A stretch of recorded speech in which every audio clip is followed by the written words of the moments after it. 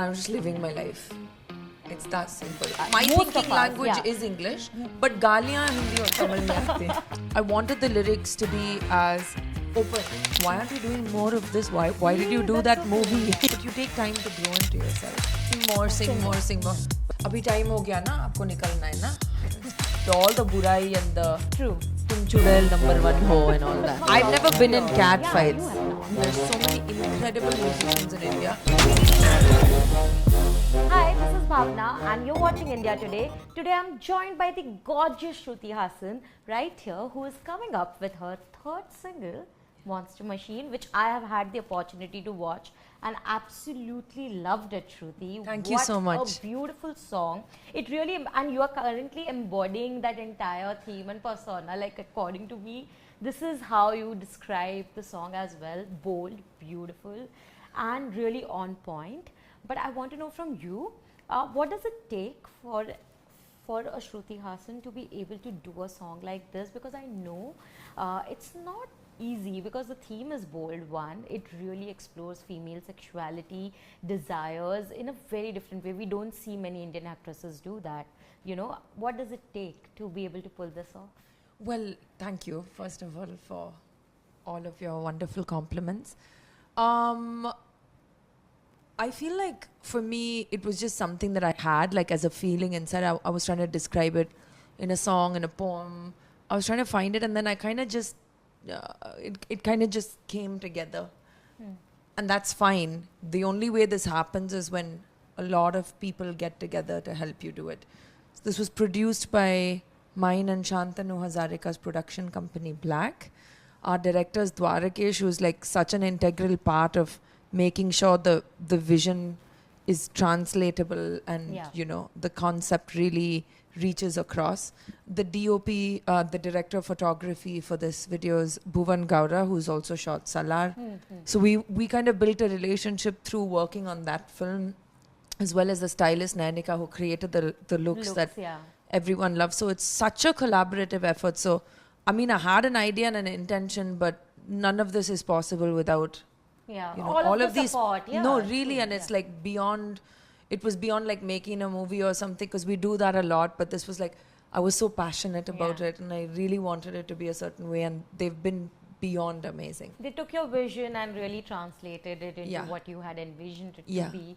But also the vision, this entire idea, when did it come to you? Because when I was listening to the song, the two things that really struck a chord with me was one of the lines says twisted beauty, and there's no better way to describe a woman in today's time to be. I mean, Yeah. we are all twisted in our own ways, Yeah. but that doesn't take away from what we are as women. In fact, for me, I'm more interested in people's monsters, not the facade we have to present to the world. The monsters inside of us, that's where the courage comes from, that's where willpower comes from, that's where a lot of the good stuff comes from. True, true. For me, creating this was just really about, it's a love song to myself, and then in turn looking for this Yeah, kind of monster to fall in love with. Yeah, true. But tell me, when did you realize? Because also, like you said, that you know it is us exploring the monster in us, because that is where you actually derive all your energy, courage, determination, and willpower from.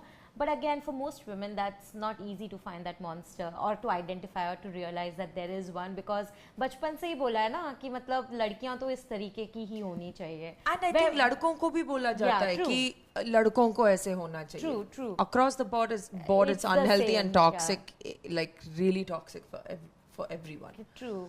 But when did you realize that, okay, this is what I truly desire and there's no harm in saying it out loud? I think I've known it always, but you take time to grow into yourself.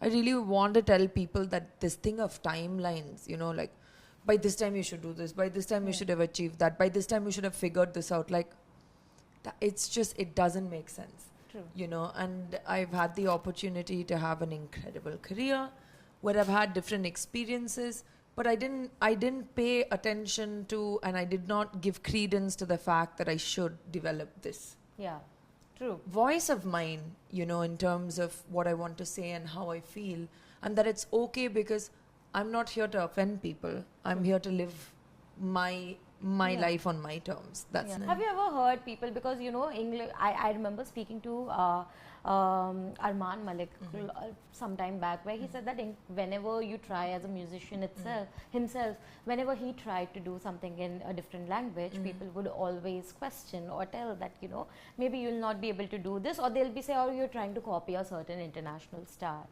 There's always these kind of comments that sometimes follow, especially when you're the good thing is people can't decide who I'm like, so that's fun. I'll tell you one thing is, I always speak about this. I grew up speaking Tamil and Hindi at home. My mom taught me Hindi, my dad taught me Tamil. But and now I work in Telugu. True. I've sung in multiple languages. I've sung in Kannada, I've sung in Marathi, I've sung, you know. And, but my language of expression is English. Whether we like it or not, English medium schools produce students and then women like me. That's all it is, really. And hum kisi ka nakal nahi kar rahe. This is what we grew up listening to. True. This is what I grew up listening to. I grew up listening to Tori Amos and Nirvana and Nine Inch Nails. I also heard Ilaiyaraaja sir, A.R. Rahman, all of them, sure. But this was my predominant. I still listen to heavy metal every morning. So why will I pretend to be Desi where it doesn't belong? Yeah, true. Do you know what I mean? So acting is separate. Singing playback is separate. But if Shruti is writing about her experience as Shruti, it is going to have... It's, I don't know if it makes sense, but it's like the thinking language, because we have all... My thinking language is English, but gaaliyan Hindi or Tamil mein aate hain. I mean, it's just more effective. I agree. It's exactly the same, I'm assuming, you know. Also, I was reading, and you have actually never shied away from talking about this, that when you started in the industry as well, for most period, people used to, they try to box you in a way where they would say, oh, you look a certain way, you don't look Indian, or you don't come across as like, you know, has that changed over the years? और अब जब आप गा रहे हो तो लोग बोल रहे हैं कि वही चीज़ों को जब आपने embrace कर लिया है, and you are what you are, then they are saying, oh, please do something which is more Indian. How do you look at this?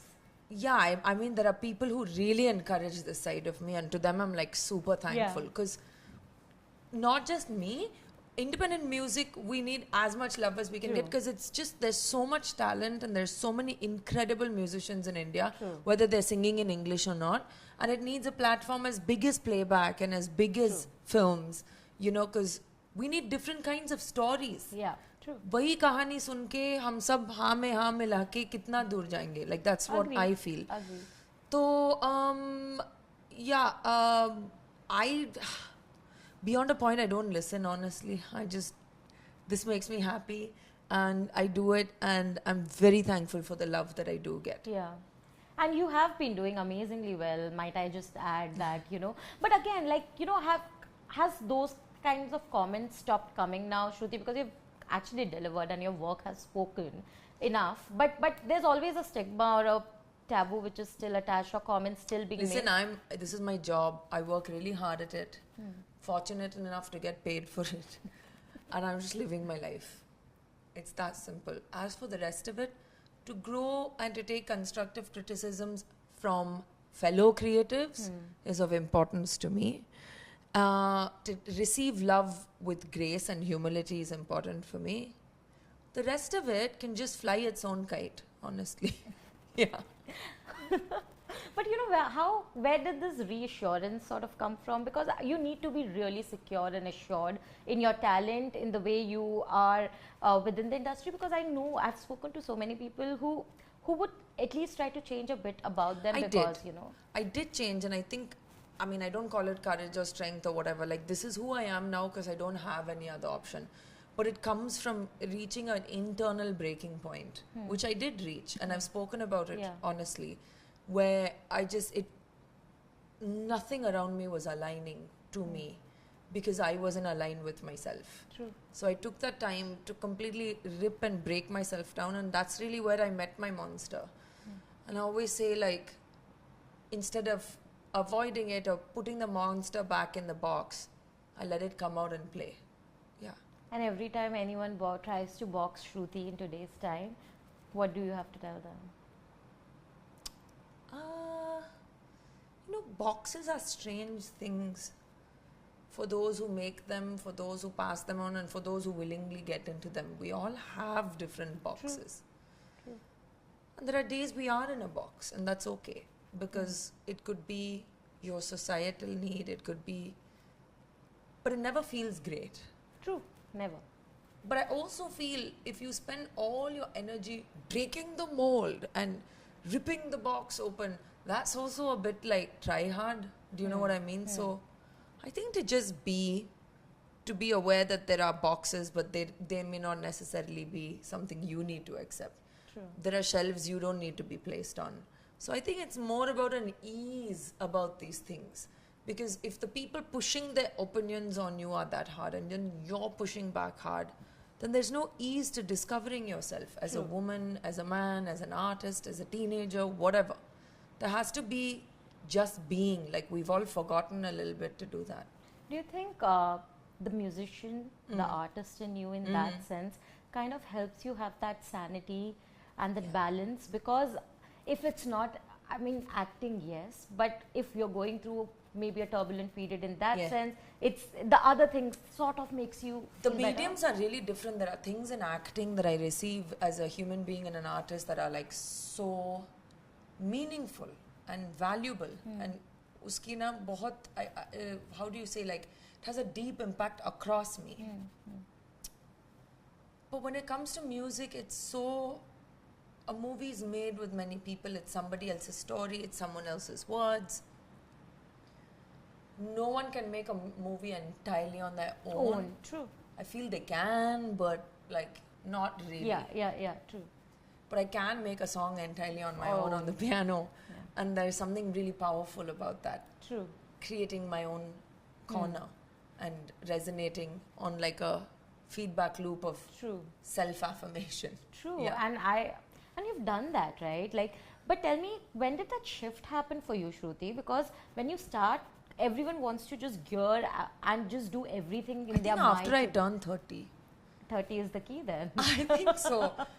And then, like, now I'm in my mid-30s and I just feel like something happened. Like, a lot more relaxed. And also, just people started like saying, "Abhi time ho gaya na, aapko nikalna hai na.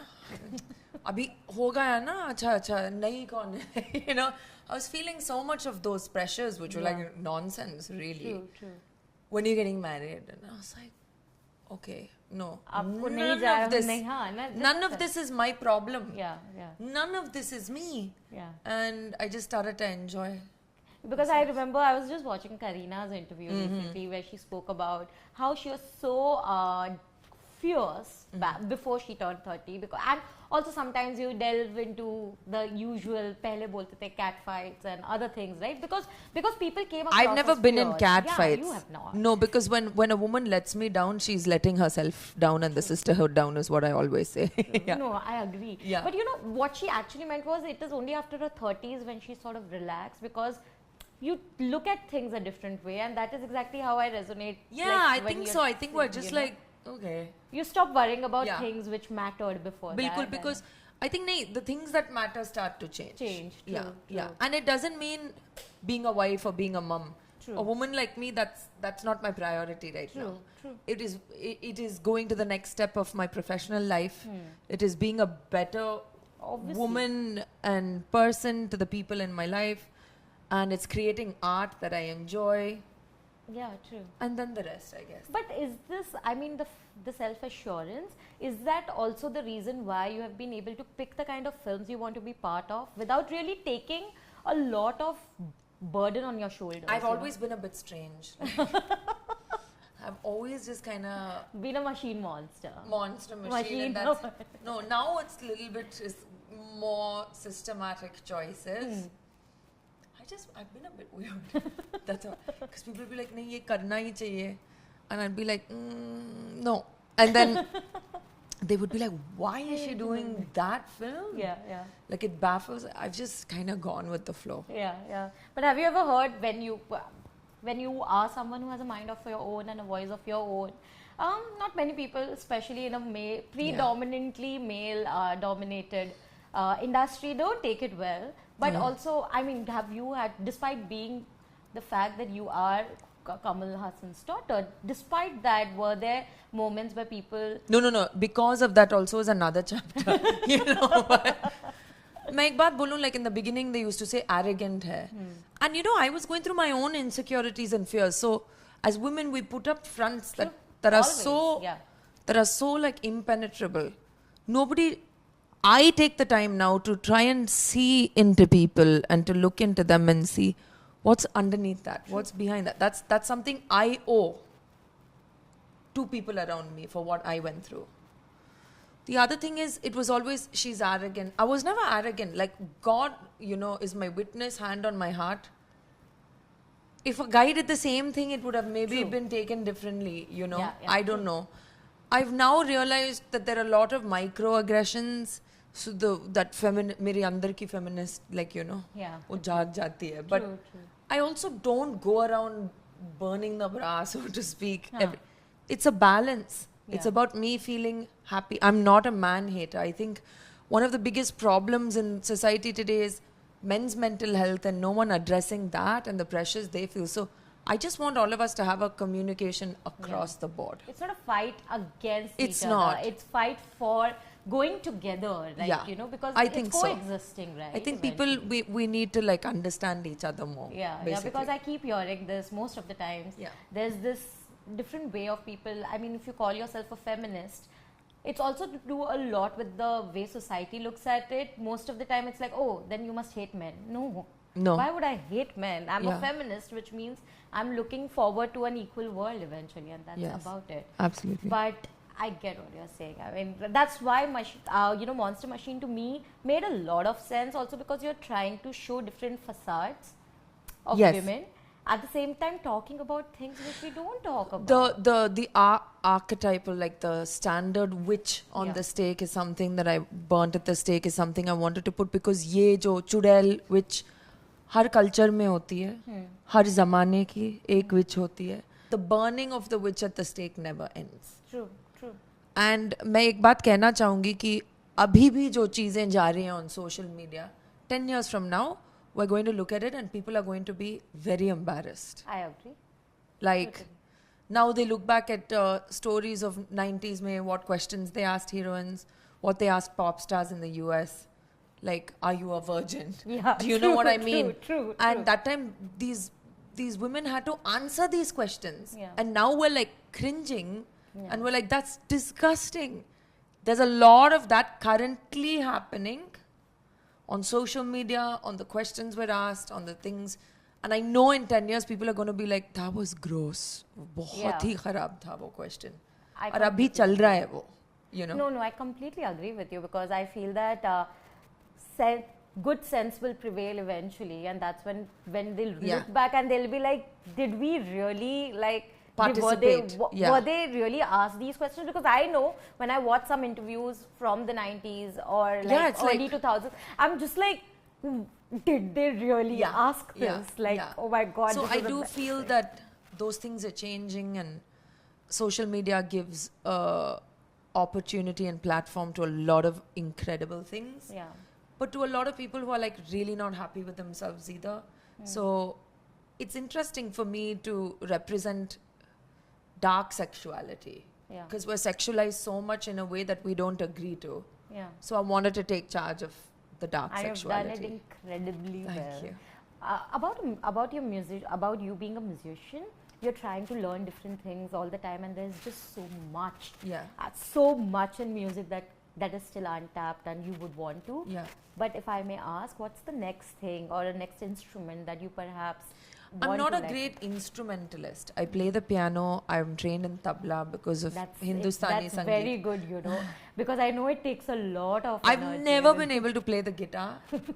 I've had so many people try to teach me, so I just stick to the piano. For me, increasing musicality is in terms of improving my songwriting always. And by improving, I don't mean theoretically, I mean writing from a more resonant, honest and fluid space. Correct. Using my voice differently, always practicing, I really believe in like riyaz, whether you're And that's yeah.